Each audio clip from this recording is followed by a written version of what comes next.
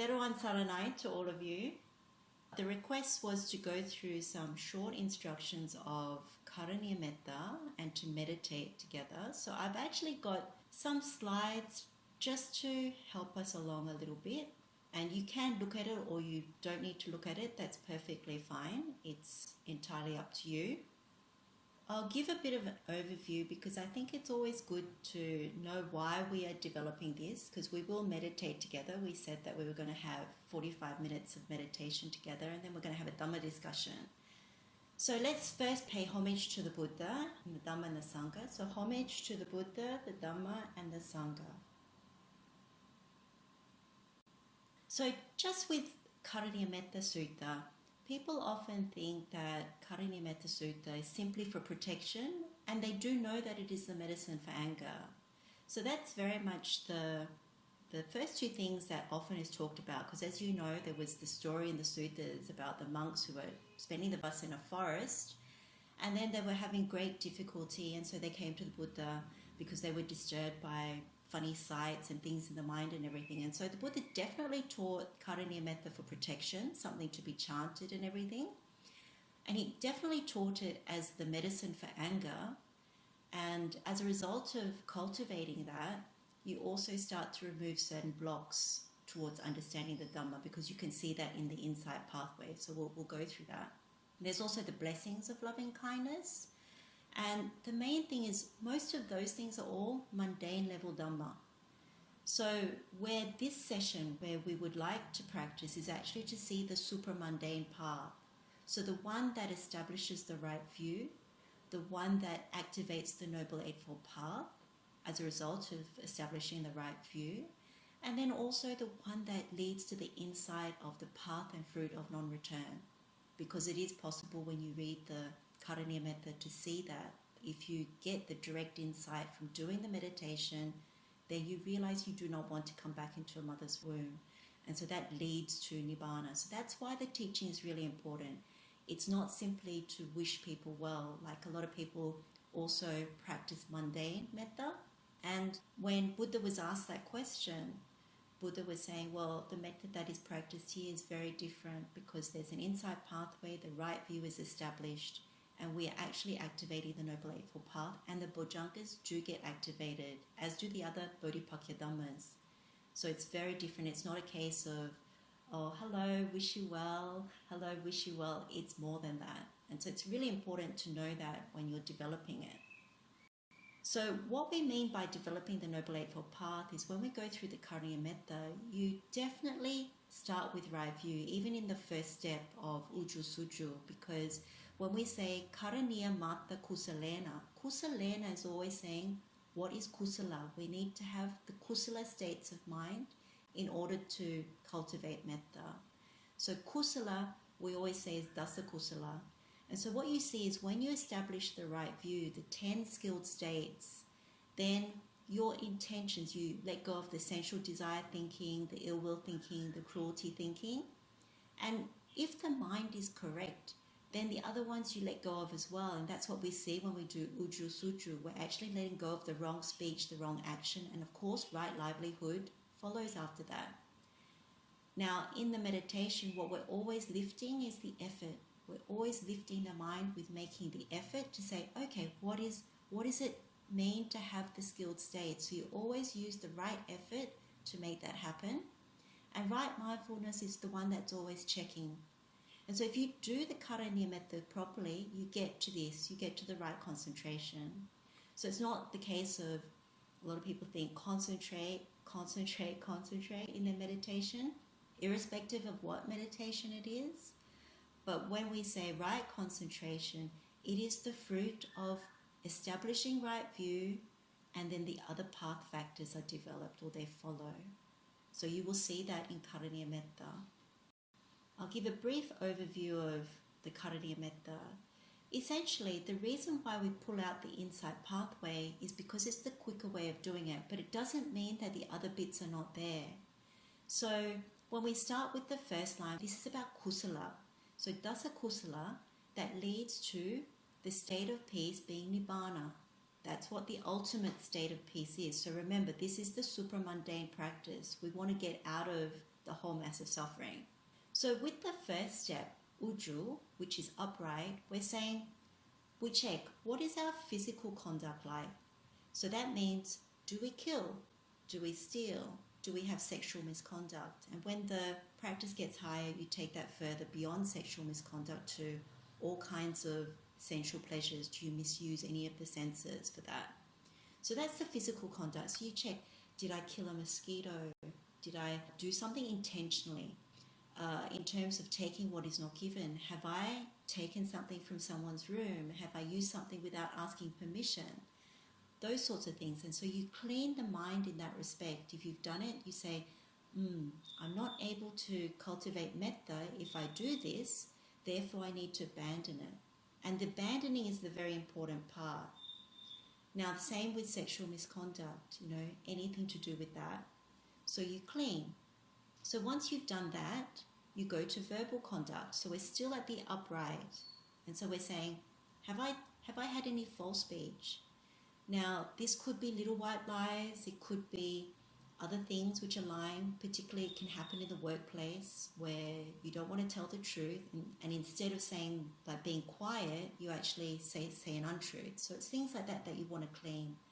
But in a supramundane sense, it's also getting duped by the world. Like if you keep falling for things in the world, like astrology is a good example, and then you talk about it as if it's so real and it should be believed, when it's really nibbana that is the real truth. And so it's the level to which you've realized what is false and what is true. Then you have divisive speech, so anything where you're dividing people, separating one group from another group or one person from another person. Any examples of that? So you think, was anything that I did yesterday, the day before that, or if you've cleaned it, then something in the past. And it's really because when you look at this, you really want the mind to be able to cultivate metta. Usually a really good meditation before the Metta Sutta is Vatthūpama or Anumāna, and that's because all those states of mind are actually non-metta.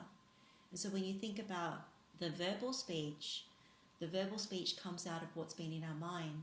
And so if you think about palasa being the divisiveness or the disparaging, that's what is creating divisive speech. So you clean for that, then you clean for harsh speech. So if you've shouted at anybody, used rude language or hurt somebody with the words, you think about things at work, at home, in the community, with neighbors, whoever it is. And you clean for that, realizing that it's not metta. I mean, what we're saying is, if we do these things, then how can we have metta, particularly to the people that we've been abusing with speech or dividing out? It's almost like we're limiting the metta, and it's also, it doesn't go together. It's like doesn't match. And then when it comes to frivolous talk, this is really around delusion. So many people think that gossiping, talking about worldly things is conducive, that it's fine. But what you realize when you practice is that with the frivolous talk, it keeps reverberating in the mind. And we end up even insulting people or hurting people with empty speech. So we talk about even people who are third parties that we may not actually know. But it's very non-metta to be saying certain views and opinions about people that are out there. A lot of that is about recognizing it's increasing the root of delusion. So you can see like killing and also harsh speech, divisive speech, that increases the root of hate. The sexual misconduct and the frivolous talk, that's increasing the root of delusion. When you have taking what is not given, that's greed. When you have the talk which is false, then a lot of that is the root of greed. And so you want to just be able to see that this is how we establish the right view. We know what is kusala and we know what is not kusala. And so you just do this cleaning to start with. So that's uju, upright. Once you've done that, thoroughly upright is saying, it doesn't matter what happens outside of this meditation, but for this meditation, I'm going to make a very strong determination not to have any of those misconduct, physically or verbally. And so you make that adhitthana. I'm not going to do it, because if I want to cultivate metta, I just can't have these things, and I recognize that, and so you make that. So that's thoroughly upright.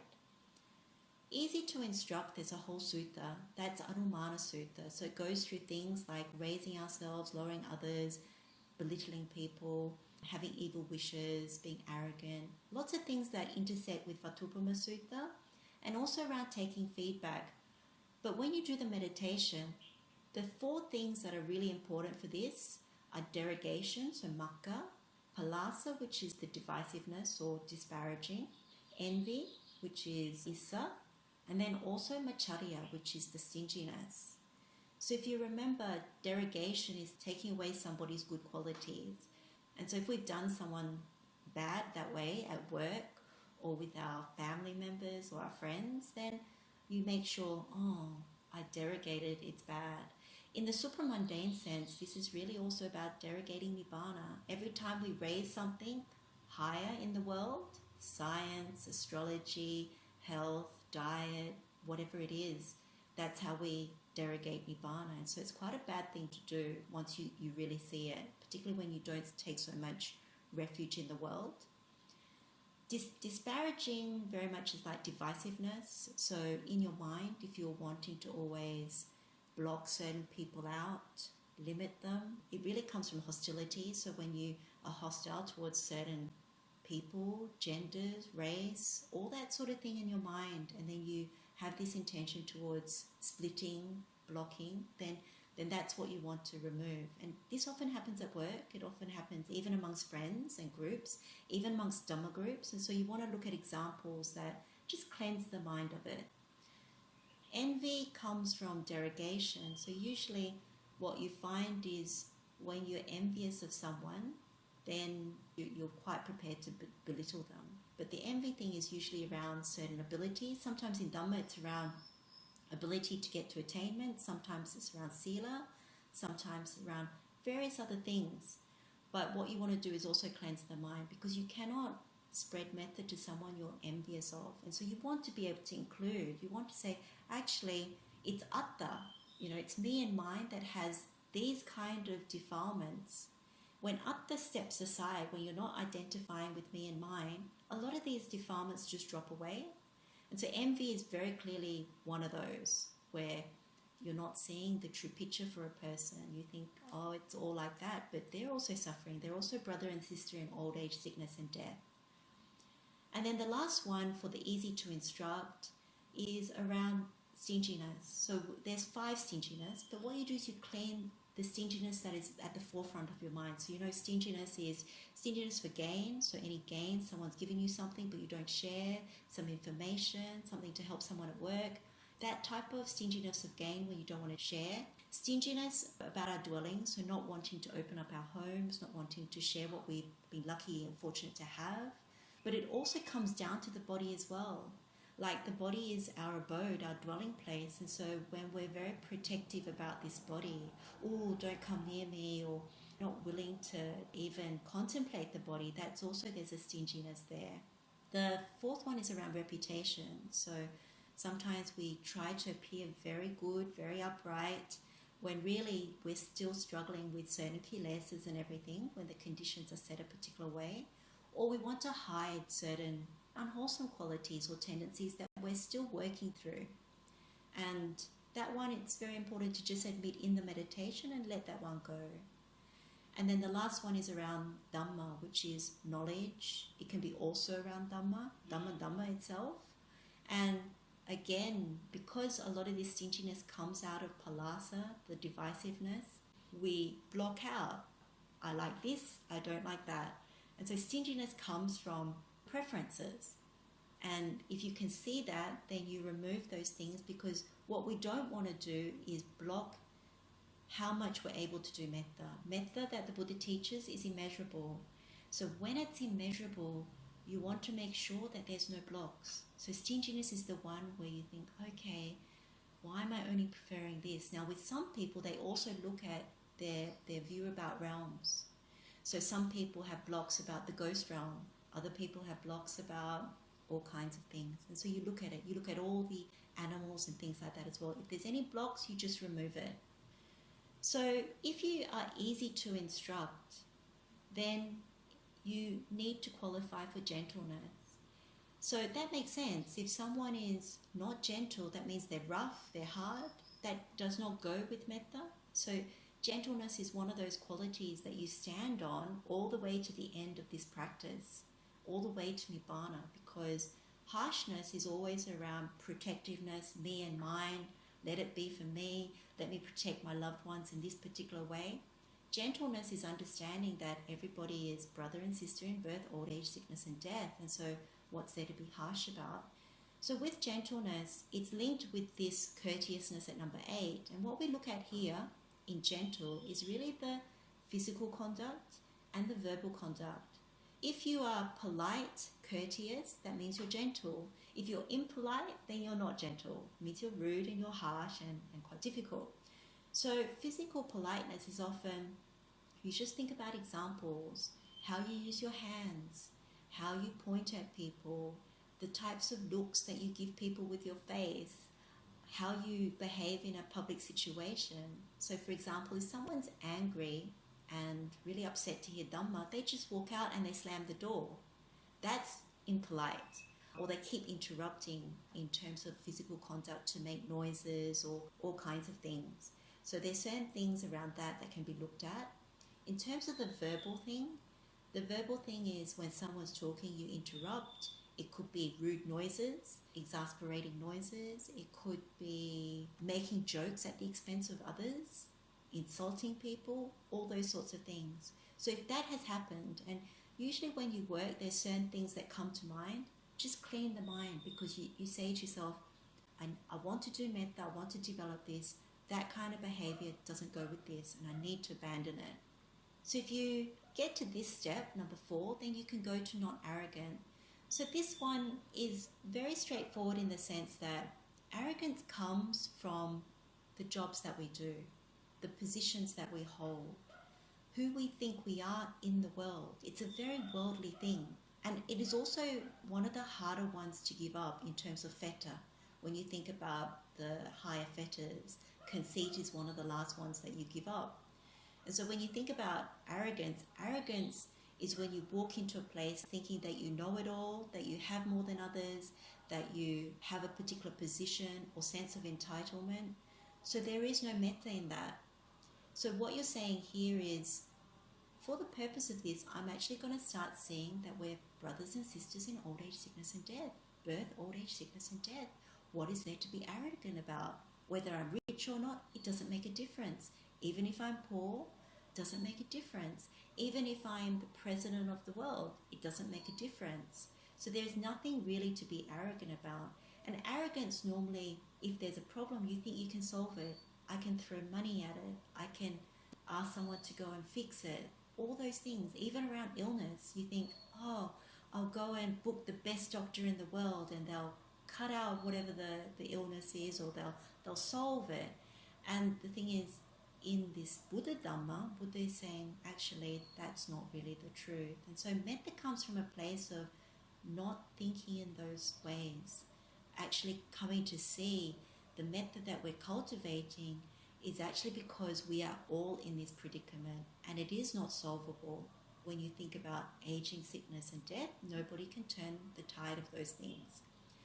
And so when you get to that point, the next 2 are the most important. When you get to controlled in the sense faculties and it becomes prudent. Santindriyo cha nipako.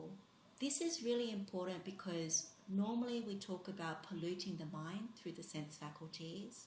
But in the supramundane path, it's so much more. It's actually realizing through the sense contact, that's how we create another eye, ears, nose, tongue, body and mind. That it's through thinking that we get sukha, that we keep going out with our sense faculties. And because of that, we don't see that we're still very much attached to maybe karma tanha, like the craving for sensual pleasures. But then we're also craving for the form as a result of that. When you think about this as a anagami, like non-return meditation, this bit is the most important one. And so if you have banked in your meditation and understanding about how we pollute the mind through the other 5 sense faculties, and you know that we are burning through the sense faculties, then you know what Buddha means by controlled in the sense faculties. Santa Indriya means calming the sense faculties. You don't dare go out with the eye, with the ear, with the nose, with the tongue, with this body for sense pleasure, because you know that it's going to have more wanting. It's going to mean that inevitably, if you keep getting the wrong end of the stick with this particular thing, then you'll keep wanting more and more. And so you never are away from the danger. That's really, in a nutshell, what Santa Indriya means. Santa, calm sense faculties. And it's really important because people don't realize that that is literally how we create another body. That you can't create, if you're very much with the tongue faculty, you're always looking for better taste, not seeing that the tongue ages, just like the other faculties age, then you always go out, inevitably, if you never give up, never renunciate, never be more simple, then you'll have to create the entire body. And most people think, well, if I do enough dana, if I keep certain 5 precepts, then I'll ascend upwards. But there's no guarantee if you have the wrong view. So Anumāna Sutta says if you have the wrong view, there's no guarantee. So that's why in this meditation, if you can see it, that means you can enter the stream even at this level. Because prudent, nipako, means you've seen all this. You've seen why all of the rest of this is important. And so nipako means you make wise choices. You make very wise choices. You know that contact is the problem in the paticca-samuppada, and you know that all feelings lead to dukkha. You know, if you already know that in the meditation, then that's also very powerful. From that point, you can actually spread metta at this level because that's quite a powerful level. The only thing at this level, if you stop at 7, is that you don't spread metta to yourself because it reinforces atta, and it's also the wrong view because we're not meant to take anything as me and mine. And you make sure, you just double check that you're not limiting your metta only to the people you like, only the people you prefer. So even at step number 7, you can actually start spreading metta in all directions. From nipako, this prudent, we go to courteous. So courteous, if you remember, at gentle we did the physical and verbal courteousness or politeness. So what's left is the mental one. And the way this goes is appagabo kulesu ananugido. So courteous and not yearning to associate with families or groups. The mental politeness is really around we lift ourselves to another kula, to another group. So for example, sometimes you see lay people, they lift themselves thinking because we keep good sila, because we have good meditation attainments, we're actually at the level of the monastic sangha. And you rationalize that by saying, oh, there's monastic sangha that don't keep sila, they hold weapons, they do all these bad things. But you forget that the kula of sangha, the monastic sangha, is the kula of Buddha. And so it's mentally impolite for lay people to think, even though they practice well, that they're at the level of the monastic sangha who wear the chivra, who are the physical representation of the Buddha. And this is not about saying, oh, but there's these ones and there's these ones. Not that. It's about the kula itself. Likewise, it's like a student who, say for example, a medical student who's not yet a doctor, they've done 5 years of study and there's one more, and then there's all this other training as well. And then they're comparing themselves to a specialist who's done, 20 years of practice as a brain surgeon. And so that is also mentally impolite. So you can see how it links from courteous to not yearning to associate with families. The big thing about why we don't want to be mentally impolite is because we start to develop these kula issues. It links with the stinginess to do with families and groups. When you have that kind of mental impoliteness, it's really checking, am I creating all these boundaries? It's also kind of linked to arrogance as well. You think, me and my country, me and my race, me and my gender, me and my sexual orientation, me and my political views, me and mine, me and mine, me and mine.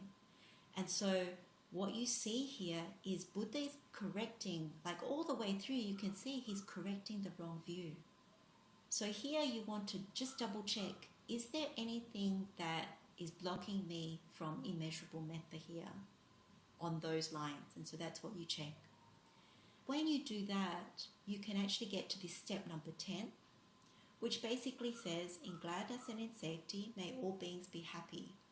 This is where, when we talk about gladness and when we talk about safety, in the Buddha's teaching, we're not talking about just be well, be happy, be safe in the literal sense. We're talking about be safe from this whole mass of suffering, be safe from this death-bound nature that we're all going through. Even in the Deva and Brahma realms, that those ones who haven't understood Dhamma, even in the formless attainments, after a very long time, they'll fall straight to the lower realms. And it includes all the lower realms as well that we're talking about, and all the sensual desire realms that are Deva realms, all those ones where we're wishing, may you at some point not be of this death-bound nature. And you can think about the magnitude of samsara, that we've been traveling in samsara for a very long time.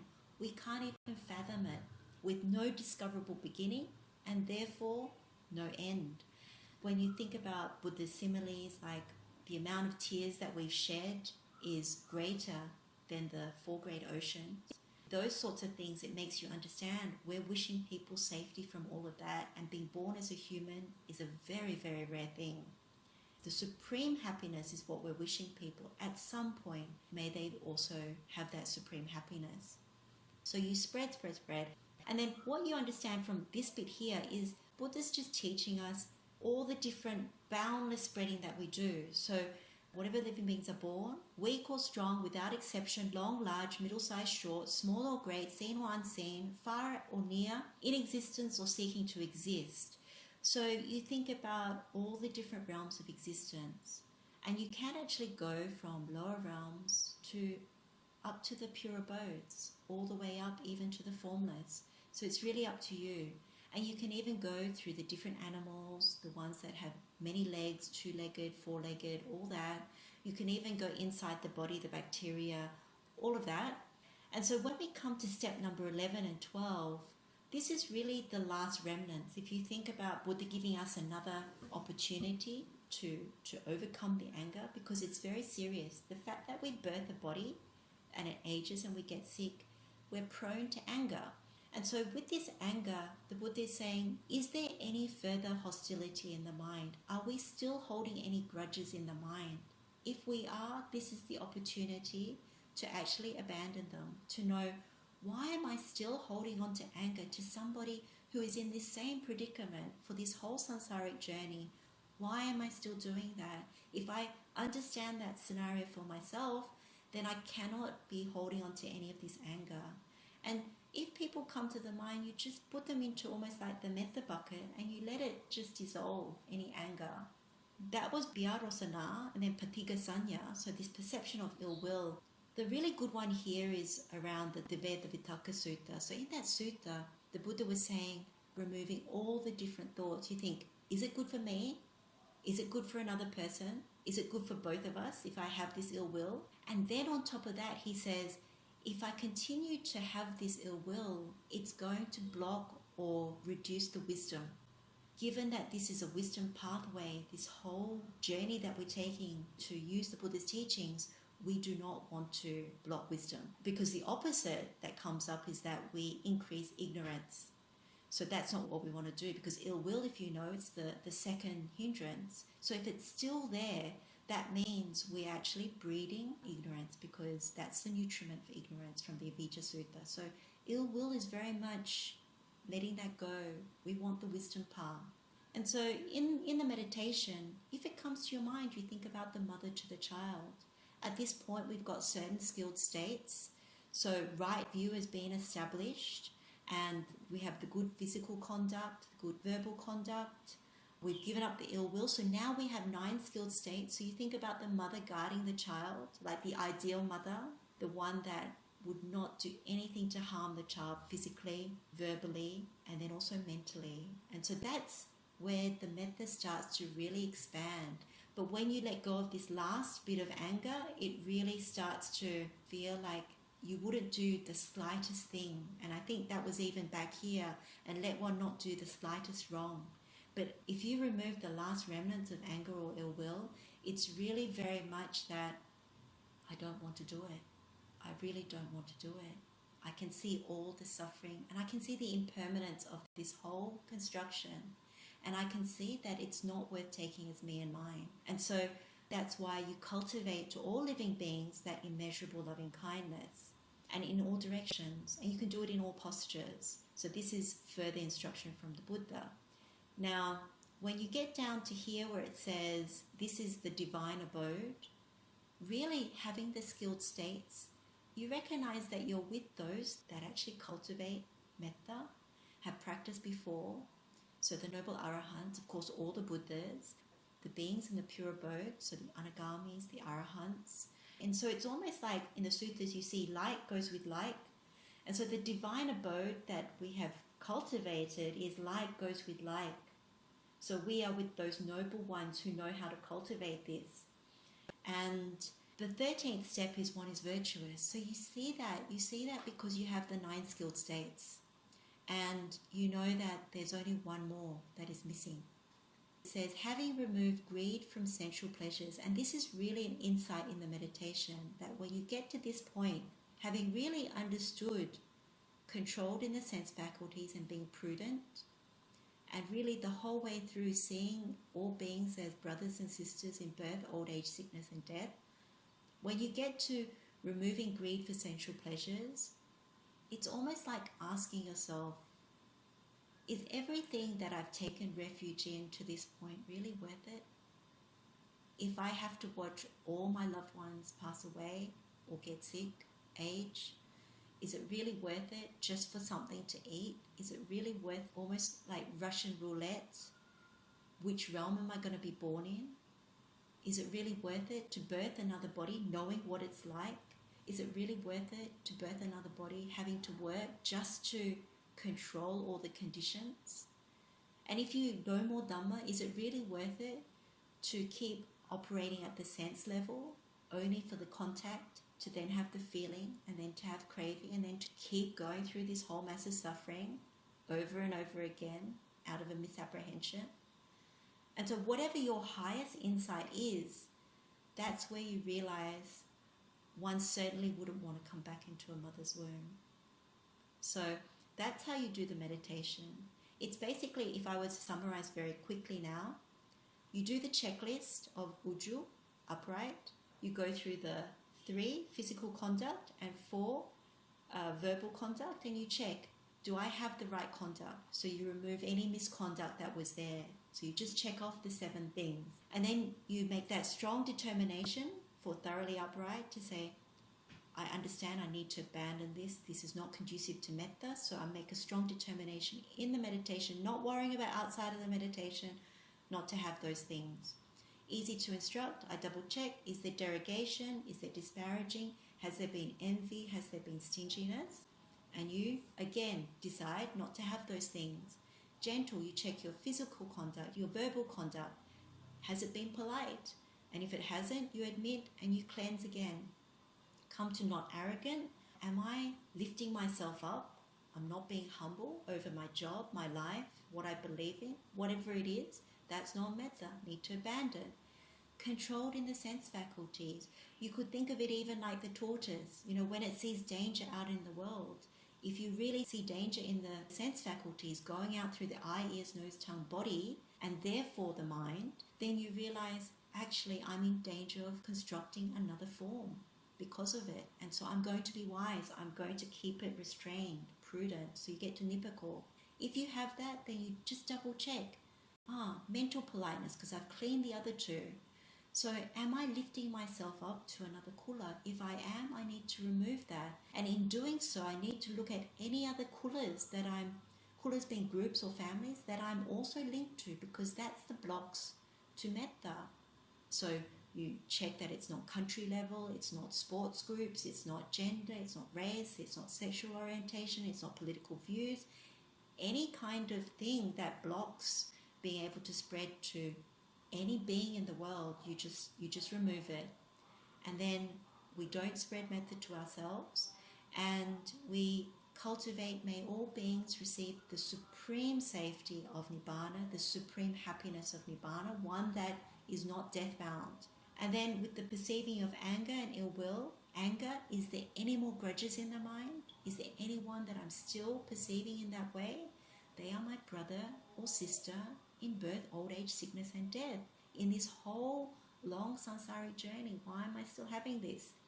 And then with the ill will, you check, it's not good for me, it's not good for another person, it's not good for both, and it's ruining wisdom. So I need to let that go. People who really get that one, they immediately, oh, no more ill will. And then you realize that one is virtuous, you've got the 9 skilled states, and you can be spreading like the mother to the child in all directions. And then the last one is the covetousness. If you have the insight from the other steps in the meditation, then you'll see it. You'll see, I don't want to come back to a mother's womb. So that's the meditation. How do we feel about doing a meditation? We'll do the 45-minute meditation and then we'll do a discussion, because I think it's probably good not to have questions in the mind right now. You've got to download. We'll meditate for 45 minutes and then we'll have the Dhamma discussion. Theruwan saranai.